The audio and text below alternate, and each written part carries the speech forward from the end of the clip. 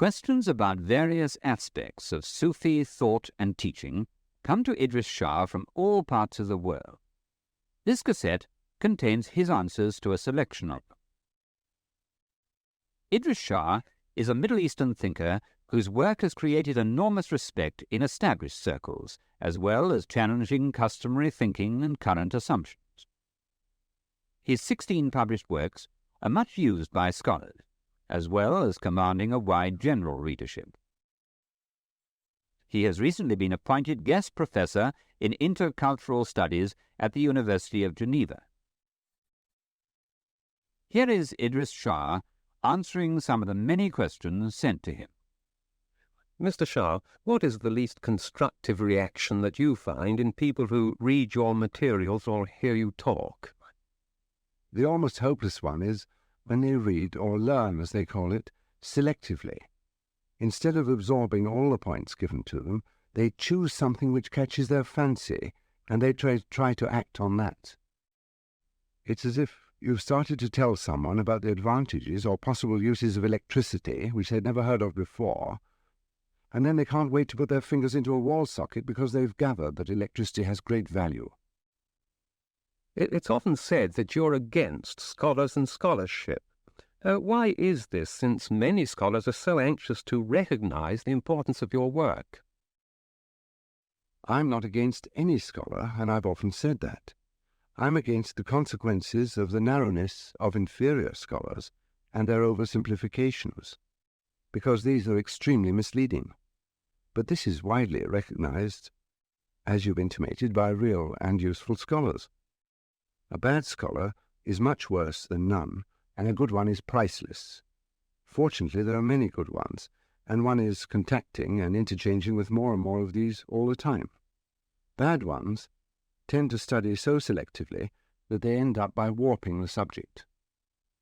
It's said that you hold that to lecture or give interviews can be harmful not to yourself but to others. How can this be? Lots of societies and other bodies ask me to lecture.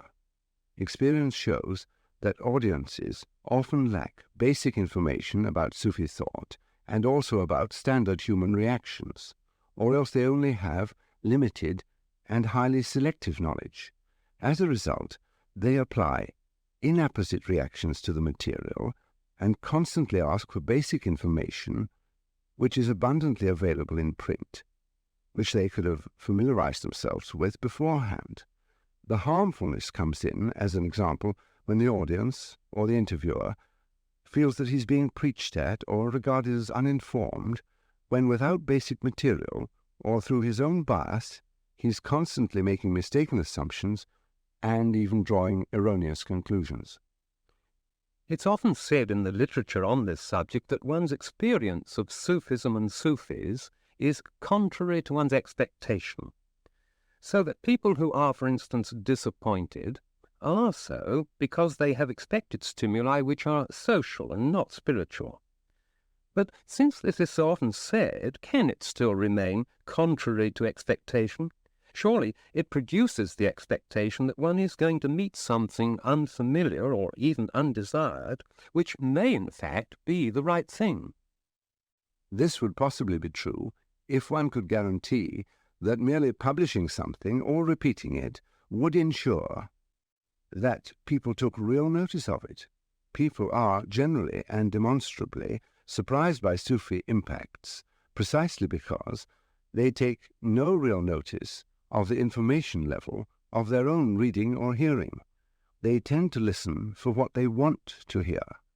It remains contrary to their expectation because of this, and because they so often have not aligned themselves with the difference between their emotional and social desires and their, what we call, nutritional ones. Selective reading of the old Sufi books, where the uneven study of the materials is so often said to be bad, does not, of course, help them. You do not comment on what are so often called burning questions of the day, and you don't involve yourself in topical issues. Why is that? Perhaps because nobody has convinced me that the only way to contribute to the world is to scream and shout and so on. Under what circumstances would you involve yourself in such questions? if such activities were not already adequately represented by admirable, vocal, and highly gymnastic individuals. The converse, however, is to me equally true. It's because I'm doing my job that they can do theirs. I believe that there has to be a balanced selection of people carrying on different necessary jobs. You have no cult, no fixed body of ideas to which you require people to subscribe. Why is this? First, because I have no personal need to be a cult figure. Secondly, because I couldn't work on so wide a basis if I were to limit myself to the attention of people who could be induced to join or sympathize with a cult. Our activity will not willingly rob itself of people who can contribute, and to whom a contribution can be made. Would you please expand on this? Cults now are mimetic, that is to say, they copy the behavior of other cults or of other groups of people. This is true both in the East and in the West. Among the Sufis generally, we have no real cults. This is because, to us, cults are social and not spiritual activities. We have no fixed body of ideas primarily because fixed bodies of ideas tend to lead to exclusivism and narrow-mindedness. They are useful enough as a substitute for perception or knowledge, and indeed this may be better than nothing, but to us it is what we call a crystallized stage. As for requiring people to subscribe, there's a presumption there that they understand what they are subscribing to. If they don't understand, they're indoctrinated, and we don't indoctrinate. If we subscribe to methods, and not to implanted obsessions. Are you trying to avoid becoming a vogue figure because such a role is too short-lived for you? I would say that such a role stands in the way of communication. How do you discourage conversion and people adopting you as a guru figure?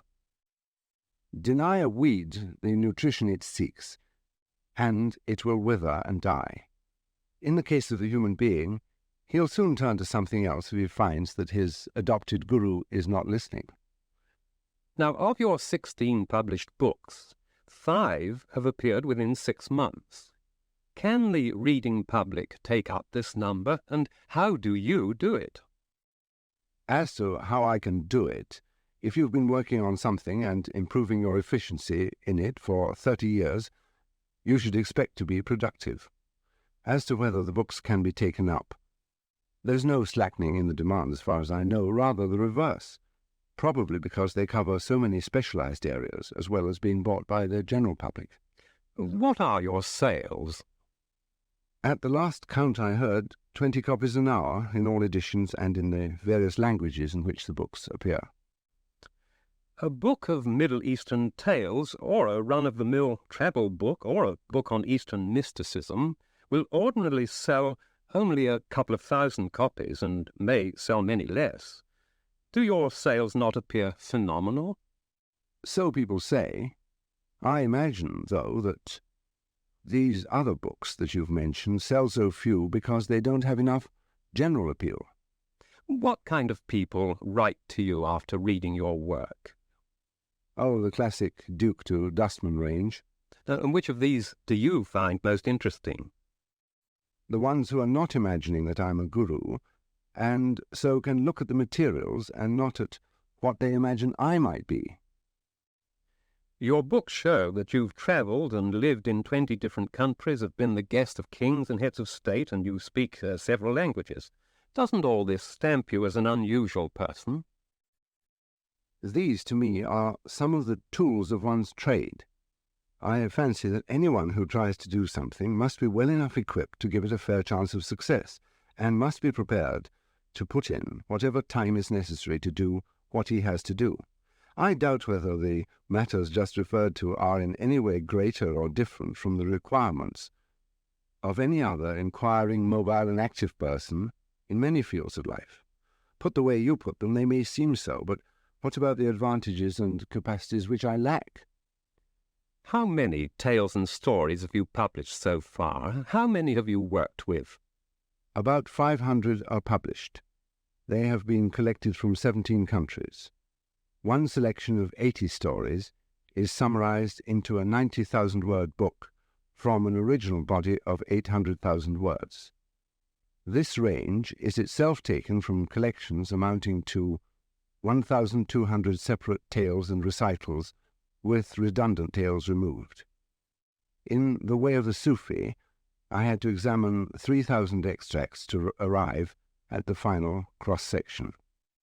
Most of the tales in Wisdom of the Idiots are from manuscript and oral sources and have not been published before. The tales come from Persian, Pashto, Urdu, Turkish, Tatar, Arabic, and lesser-known dialects and tongues like Badakhshi, Pashai, and Brahui in Central Asia.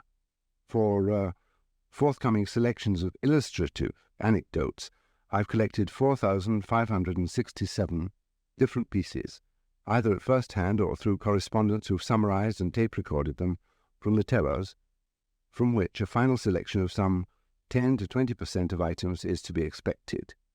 The oral literature is dying out for the usual reasons. Then you've consulted with very many Eastern authors. Oh yes, but specific authorship in the East has not been as closely linked with inventiveness and property interest as in the West. Many authors tackle the same theme or story, or try to excel in the version rather than in the plot. So there are hundreds of authors and author craftsmen and very numerous attributions.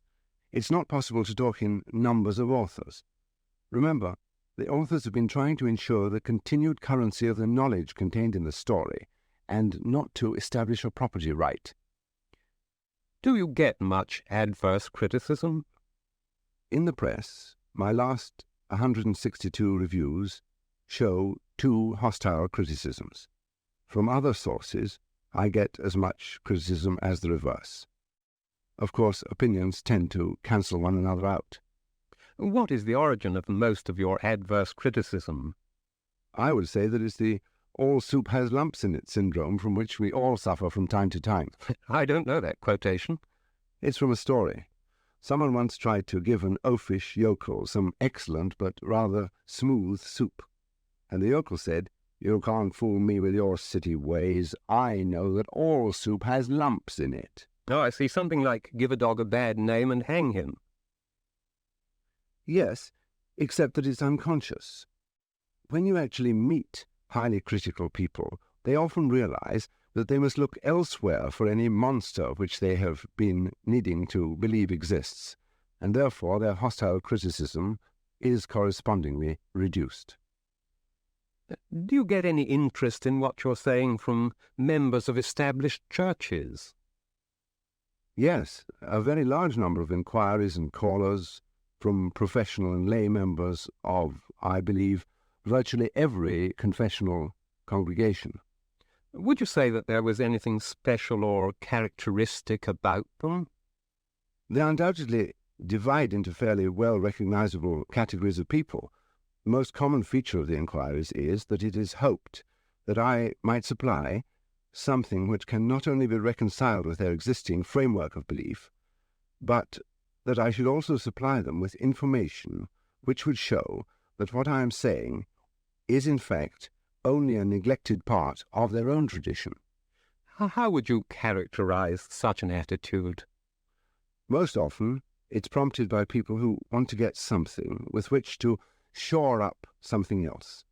But they also want to be told that they're not shoring up, but that they're getting to the foundations of the edifice. Then it's a psychological or personal and not a religious need here. Not always, but almost always.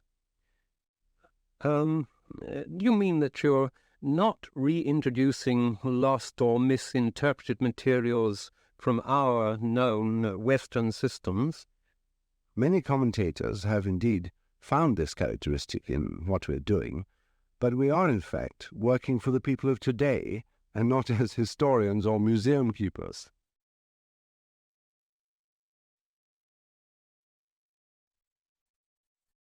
quite a number of writers, poets and social scientists and others, have said that your materials have great relevance for our time. How can this be reconciled with the fact that you are using traditional materials from the Middle East? I am, to some extent, using technical documents and research theses from the Middle East, because they may be in poetry and perhaps couched as folk tales or have an entertainment content. People imagine that they're not precise and scientific production. That reaction is, of course, only part of the all soup has lumps in it mentality. With a vast reading public, you must receive a lot of letters, fan mails it's called. Do they reveal anything in particular? The oddest thing they reveal is that so many people who write say, "I simply must meet you," or something like that, but turn out never to have read any of my books. But reactions are not always as shallow as that. One of my most memorable experiences with audiences in Britain was being received at the University of Sussex with such enthusiasm in the School of European Studies, and not regarded as an Oriental curiosity. A quite voluntary collection of Sussex students and dons listened to my seminar and then, although completely new to my subject, instantly understood it and asked the most interesting questions. But you don't get this kind of understanding in general, then? You do get it, but it tends to be ritual. When you enter the circles of thinkers, you have to carry out all kinds of ritualistic processes before you can get down to the heart of the matter. You have to scrape off the accretions and get rid of the folklore and the assumptions. And yet you sometimes appear to attack academics. I have 1,000,000 words in print, and those few querulous academics, when they say I attack them, are relying on misinterpretations from this 1,000,000 words. I've never, of course, attacked scholars, although some of them sometimes imagine I do.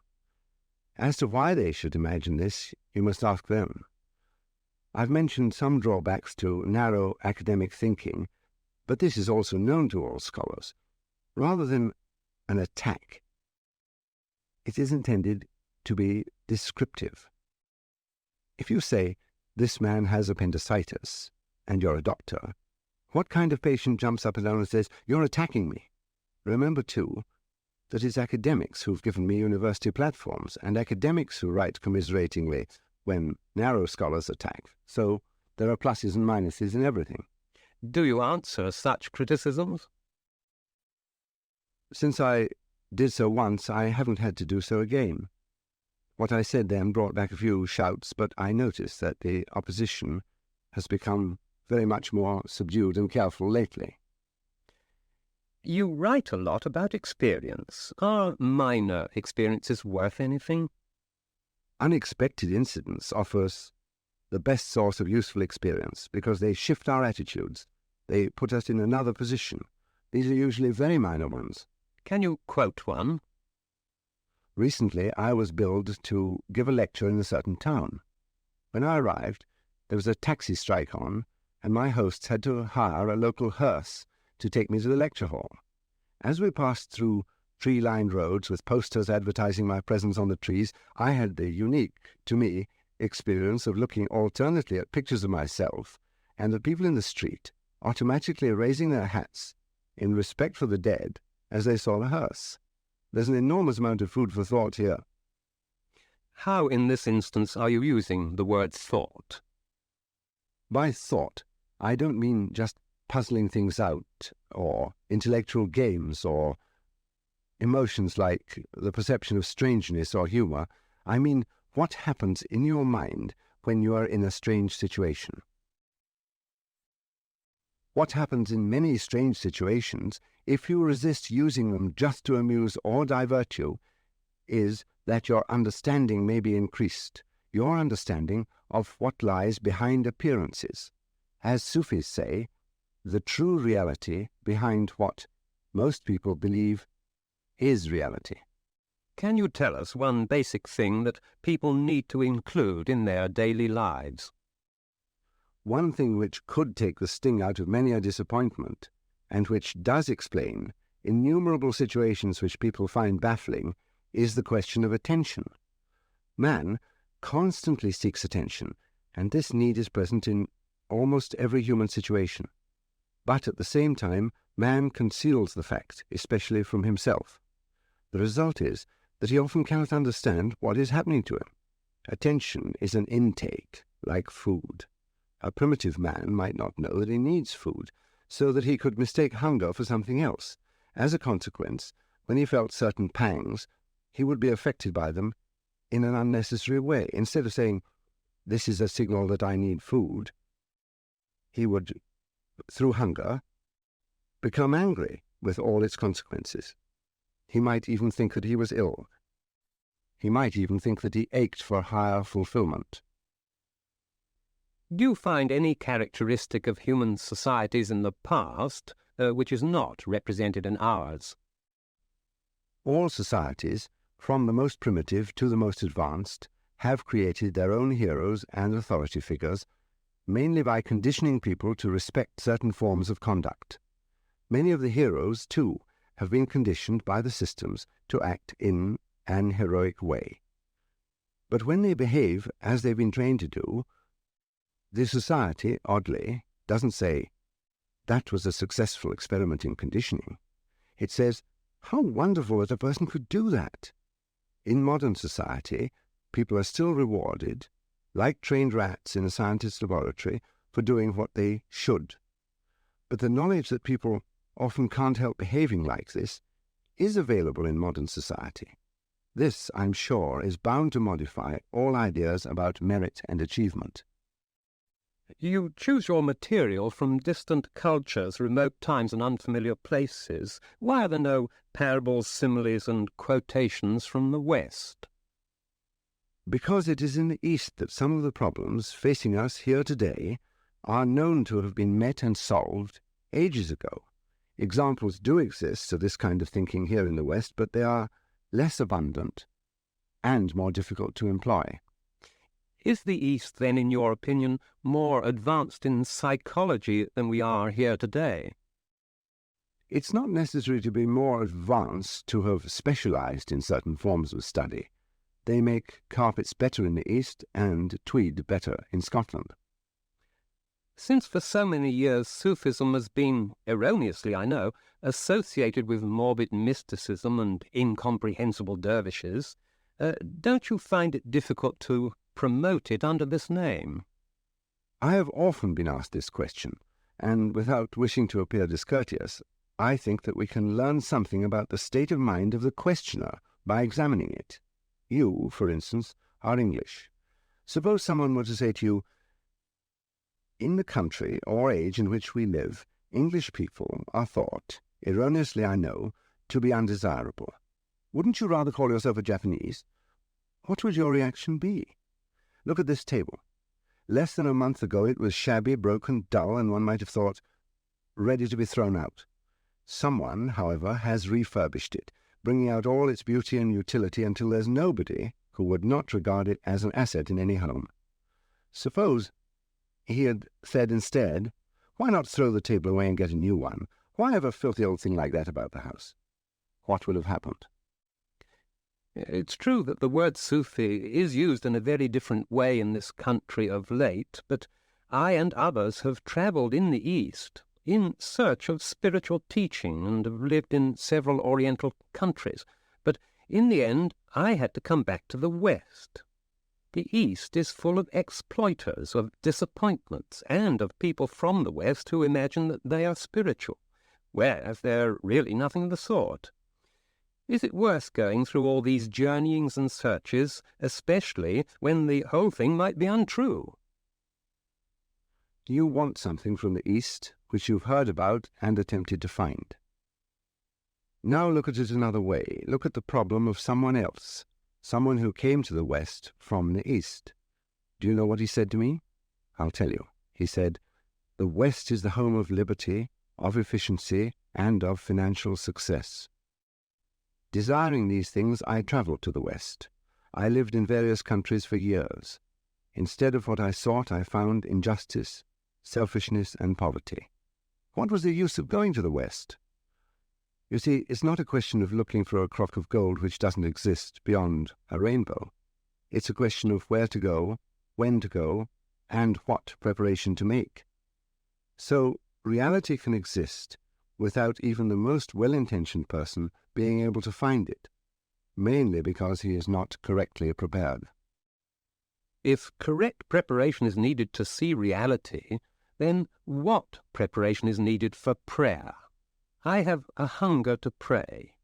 Can prayer only be taught by someone who knows how to pray? And how can I find such a person or enter such a study? You are visualizing, without allowing yourself to realize it, the faculty of prayer as something which can be given to you as if it were, say, a bar of soap. Do you imagine that anyone would or could withhold from you the knowledge if you were ready to receive it? You must try to make yourself understand that man is not an inert lump which is to be processed or infused with something. Man is someone who can experience in accordance with his state. Man is a many-sided, versatile, and wonderful being. He can learn to pray when he is prepared for it. Until you have realized this, you haven't started to prepare. All your previous studies are only an unconsummated potentiality. If you're not prepared to familiarize yourself with the preparatory materials which would make it possible for you to progress, to pray, and so on, then you're just a consumer in search of a product. And you should go to somebody who imagines, like you, that prayer can be given out, like a commodity, if you can only just find the right person. The overwhelming majority of the questions which I receive are, structurally, just the same question as this. They are the questions of a commercial mind, seeking a supply and demand situation. Because they are couched in spiritual phraseology, this characteristic tends to be concealed from the questioner himself. Now, many of the subjects you've been discussing seem to fall within the areas of sociology, anthropology, psychology, and so on. Where in all this is the spiritual and metaphysical content? It is a matter of first things first. For so long, in so many places, including the West as well as the East, groups and theories and studies have grown up which have been so mixed up with subjective human reactions and behavior that before we can get to the heart of the matter, we must clear away the undergrowth. We must prevent, for instance, the continuation of the habit of confusing one thing with another. One of the things which I'm trying to do is to help people in the West digest the discoveries of their own sociologists, anthropologists, and so on, who have pointed out that certain forms of emotionality or of repetitious behavior, for long considered, because of lack of knowledge, to have been manifestations of spirituality, are in fact nothing of the kind. When we learn this, we can, as I say, get to the heart of the matter.